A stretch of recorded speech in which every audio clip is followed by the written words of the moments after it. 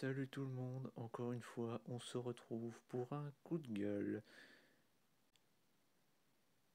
Aujourd'hui, nous sommes le 5 mars et contrairement à ce que des gens pensent, l'heure n'est pas à la fête, ni aux réjouissances, ni aux enjaillements, bien au contraire, c'est un jour funeste aujourd'hui. Et oui, car aujourd'hui, cela fait officiellement 5 ans que Devil May Cry 5 est sorti. Et ce jeu est tout simplement une honte, voilà.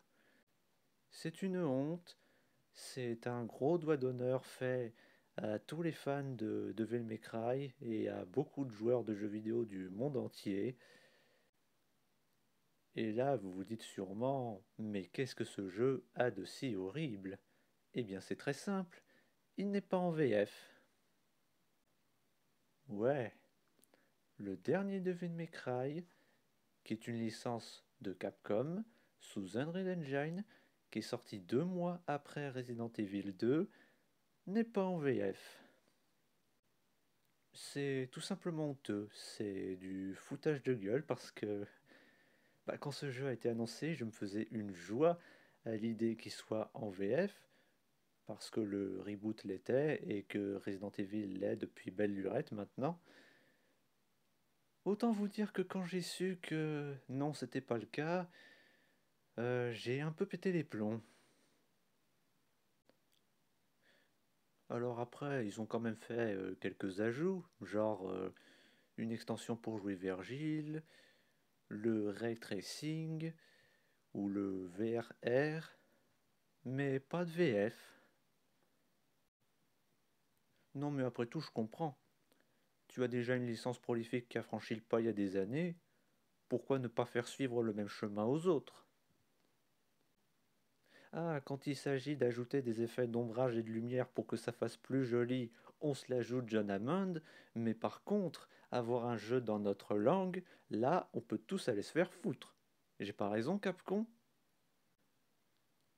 Enfin bref, tout ça pour dire, Capcom, il y a 5 ans, je vous en voulais pour ça, et je vous en veux toujours aujourd'hui, et je vous en voudrais encore dans plusieurs années, je ne vous le pardonnerai jamais. Parce que là, ce que vous faites vraiment, c'est un pas en avant, 2 millions en arrière. Et si vous voulez pas faire ce putain de jeu en VF, eh ben, prenez Yamato et faites-vous Harakiri avec. Mais d'abord, allez vous faire enculer par Mundus.